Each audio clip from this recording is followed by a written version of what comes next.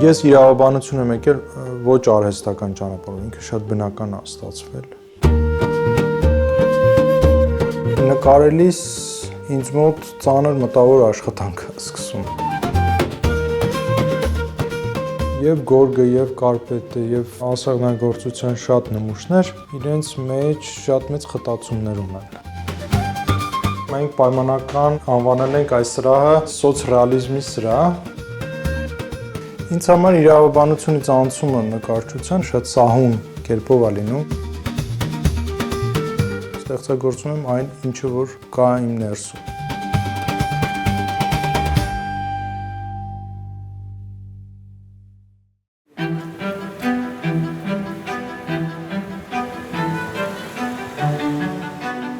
Ինձ համար արվեստը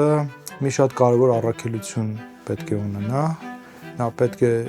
դուրս հանի եւ թարգմանի մի բան, որը անտեսանելի էր։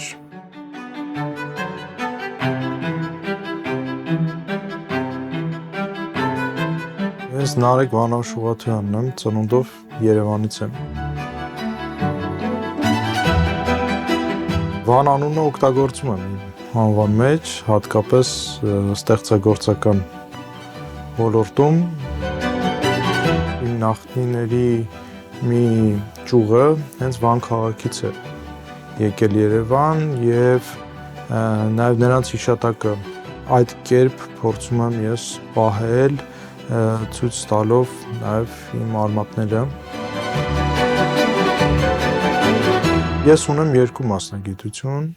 Սկզբում սովորել եմ Երևանի պետական համալսարանի աստվածաբանության ֆակուլտետում։ Աստվածաբանական մի շարք թեմաներ ինձ տարան դեպի իրավաբանություն, հատկապես երբ կանոնագիտություն էի ուսումնասիրում, որը որ կարելի ասել եկեղեցական իրավունքն է, եւ այդպես սահուն կերպով սկսեցի շոշափել իրավաբանությունը եւ որոշեցի, որ նոր մասնագիտություն պետք է ունենամ։ Ես արդեն տարիներ շարունակ հայկական տեքստիլի եւ արդեն հիմա ոչ միայն հայկական, այլ նաեւ աշխարհի տարբեր ժողովուրդների գործվածքի նմուշներ եմ հավաքում եւ սա արդեն երևի կարող եմ ասել հոբի չի։ Հավատում եմ, որ եթե ուզում ես հայկականը լավ հասկանաս, եթե ուզում ես հայկականը ավելի լավ ներկայացնես, հետաքրքիր է ներկայացնել այլ ժողովուրդների համատեքստում։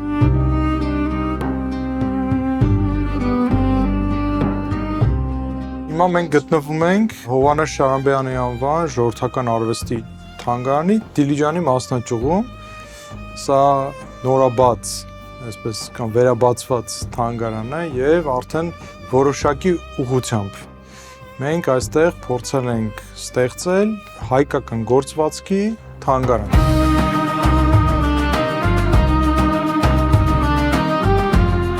Ինչպես է իրավաբանությունը համադրվում արվեստի հետ։ Ես դրա բանալին գտել եմ, այն ինչը որ իրավաբանության մեջ ազատության առումով այդ լայն հնարավորությունները չկա, այդ ազատությունը կարելի է գտնել արվեստի մեջ եւ ես այս երկուսը իրար հետ այսպես բալանսավորելով, հավասարակշռելով կարելի է գալ ինչ-որ ներդաշնակության։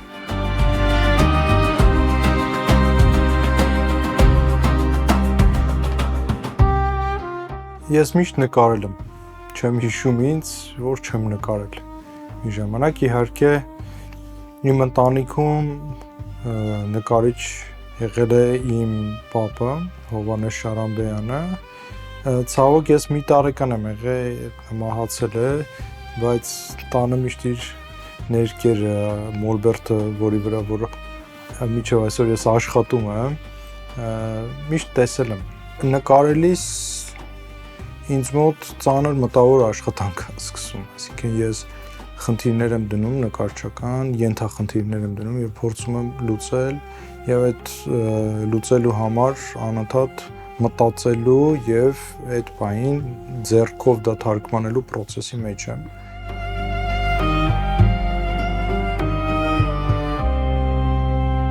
Եվ գորգը, եւ կարպետը, եւ ասեղնագործության շատ նմուշներ իրենց մեջ շատ մեծ խտացումներ ունեն։ Նաև ժամանակի ընթացքում տարբեր ազդեցություններ են միացել, դրանք ձևեր են ստացել եւ այդ process-ներով ինչ որ մեզ հասել է այն տեսքով, որ մենք ունենք, դա դարձել է արդեն մեր ինքնության մաս։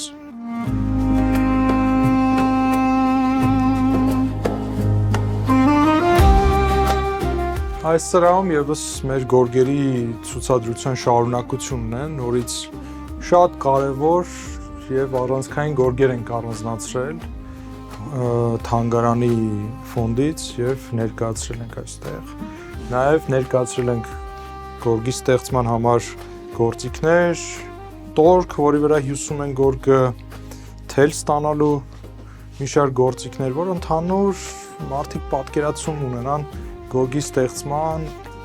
այդ հետաքրքիր գործընթացի մասին։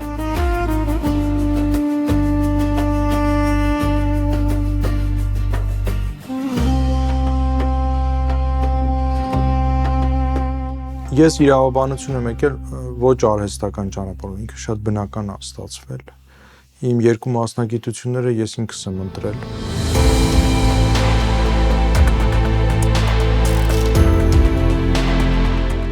Ես ֆիզիկապես քիչ եմ նկարում, որովհետև բազմազբաղ եմ եւ բազմաթիվ ոլորտների մեջ ներգրաված եմ, բայց նաեւ միևնույն ժամանակ կարող եմ ասել, որ ես միշտ նկարում եմ, որովհետև մինչև ես պատրաստվում եմ արդեն ֆիզիկապես նստել նկարի դիմաց եւ ստեղծագործել, ես մտքով դեմ նկարում եմ, դա կլինի քայլելիս, դա կլինի սուրճ խմելիս։ Ես այդ նկարչական process-ի մեջ անընդհատ եմ, որովհետև անդադ մտքիս մեջ էսկիզ եմ անում, մտածում եմ, դրա կոմպոզիցիոն հարցերն եմ նկարի, փորձում հասկանալ։ Եվ մի տեսակ sense մի հատ ներքին ձայն է գալի, որ նկարը ստացվեց։ Մնում է արդեն իրականացնել։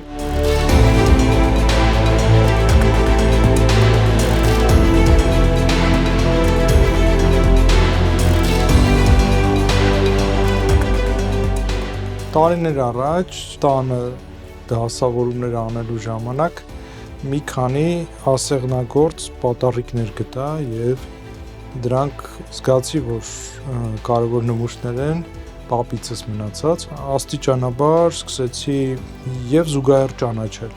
հայկական գործվածքը եւ նաեւ զուգահեռ ձեռք բերել աշխարհի տարբեր կետերից եւ դրանք հավաքել Հայաստանում եւ կարելի ասել այսօր հավաքածուի մեջ ընդգրկվում են հայկական ասեղնագործության գրեթե բոլոր դպրոցների օրինակներ։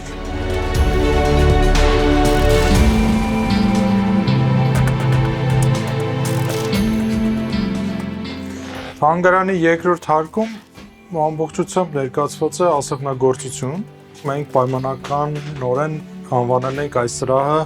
որպես սոցռեալիզմի սրահ։ Նաև այդ հերոսների հակասականությունն է շատ հետաքրքիր։ Ներկայացված է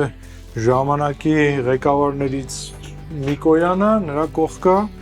խորհրդային մարդը ասեղնագործել ասենք Վարդան Մամիկոնյանին, մյուս կողմից Խաչատուր Աբովյանին, Արարատ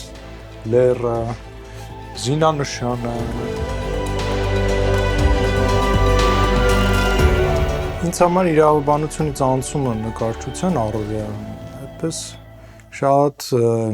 դրամատիկ չի, ինձ համար շատ սահուն կերպով է լինում, որովհետև ինչքան էլ որ իրավաբանությունը ավելի չոր է համեմատ նկարչության, ամեն դեպքում մեր ոլորտը այնպիսին է, որ մենք շփվում ենք նաև մարդկանց հետ։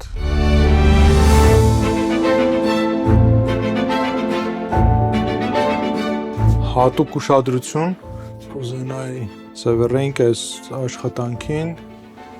որը մետաքսի վրա արված, այն թափում արված, շատ մեծ համբերությամբ եւ շատ ջանքով բացառիկ նմուշներից մեկն է մեր այն թափի ասեղնագործության, որ կարծում եմ այս թանգարանի կարևոր ցուցանմուշներից մեկն է, հպարտանալու ցուցանմուշներից, որը թանգարանը վերջերս նվեր ստացավ։ Մենք ընտրել ենք կորպորատիվ իրավունքը, որովհետև դա շատ անձնական է, այսինքն դու ընտրում ես քո հետաքրքրությունները, դու ընտրում ես նաև այդպես ինչ որ կերպ այն շրջապատը, որի հետ ուզում ես շփվել, այն թեմաների, այն խնդիրների, երևի թե այս ոլորտը ամենամոտն էր մեր բնավորությանը։ Իմ ամենամեծ հավաքածուն, որ ինձ համար բացառիկ նշանակություն ունի եւ շատ էմոցիոնալ այսպես կապված եմ, իհարկե հայկական գործվածքի հավաքածուն է, որը ինչ որ առումով դա նաեւ նկարչության ձևերից մեկն է, ժողովրդական արվեստի ճյուղերից մեկն է, ասեղնագործությունը, գործվածքը եւ ինձ համար այդտեղ թաքնված է մեր ժողովրդի ստեղծագործական շատ մեծ խտացումներ։ Այս սրահը երևի մեր այսպես թագնու պսակն է ամբողջ բանի ցուցադրության, մենք պայմանականորեն ասում ենք եկեղեցական սրահ, որովհետև այստեղ բոլոր իրերը ինչ որ առումով կապ ունեն եկեղեցու հետ։ Ներկայացված է եկեղեցական գործվածք, եկեղեցում կիրառվող շատ կարևոր ֆունկցիաներ ունեցող, գործառույթներ ունեցող նմուշներ։ Այստեղ է նաև Հայաստանի պատմության թանգարանից բերված մի շատ այսպես երևի կարելի է նմուշը ասել հուշարձան, սկիհի ծածկոց, որով որ մենք իսկապես կարող ենք հպարտությամբ խոսել հայկական ասեղնագործության մասին։ Երբեք չեմ փորձել ձևակերպել, թե ինչ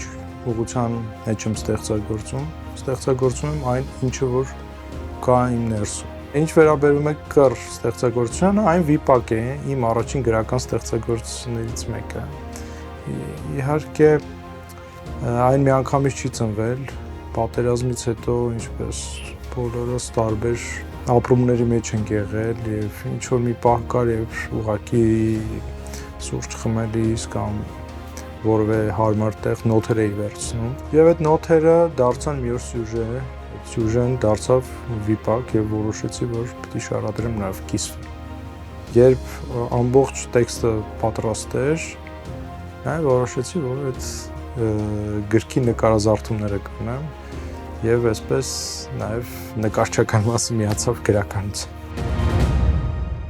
Գրքեր ստեղծելու առումով մի քանի փորձեր ունենք, առաջինը կարելի ասել Հայկուբելն էր, որը որ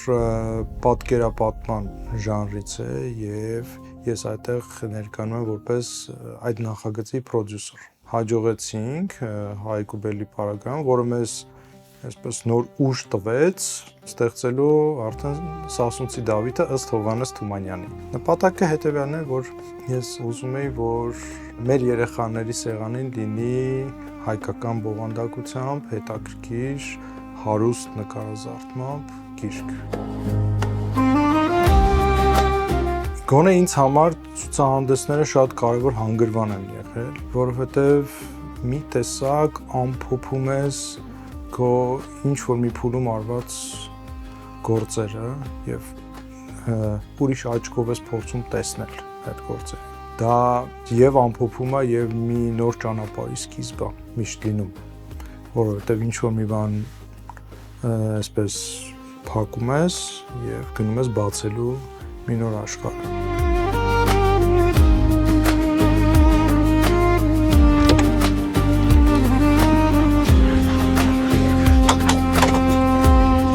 Սա էլ մեր թանգարանի պատշգամբը, որ շատ հայտնի պատշգամբ է Դիլիջանում։ Այստեղ ներկայացված են որոշ առարկաներ, որոնք որ ուղիղ առնչություն չունեն գործվածքի հետ, բայց մենք որոշեցինք պահպանել ինչպես որ կար թանգարանի հիմնադրման ժամանակվանից սկսած։ Պապս մի ծրագիր ուներ, որ ուզում էր հացի թանգարան ստեղծեր, այդ ծրագիրը չիրականացավ եւ նա հացի ստեղծման հետ կապված նմուշները հավաքեց այս պատշգամբում եւ մենք էլ հացի այս թեման որոշեցինք պահպանել եւ շարունակել ներկայացնել նույն ձև, մի քիչ թարմացված իհարկե տեսքով այս պատշգամբում, որտեղ արդեն այդ շենքի պատմության մաս է կազմում։ Եվ նաեւ մենք անպայման ներառեցինք այս աթոռը, որը երազանքի աթոռ է կոչվում, սա ստեղծվել է 79 թվականին այս թանգարանի հիմնադրման առիթով եւ չեմ զլանա ասեմ, որ այս աթոռը արդեն ինքնին առանձին հուշարձան է, որովհետեւ այնքան հեղինակավոր մարդիկ են նստել այս աթոռին եւ պայմանականորեն իրենց երազանքը պահել, որ ինքը արդեն շենքի անբաժանելի մասնիկն է։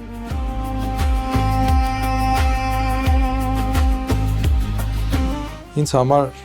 ներդաշնակություն է, նաև ներքին, երբ ես միանգամից տարբեր բաներով եմ զբաղվում։ Դժգոհ չեմ իմ կյանքից, որ այնպես է դասավորվել, որ իրար այսպես հակադիր, բայց տարբեր ոլորտների մեջ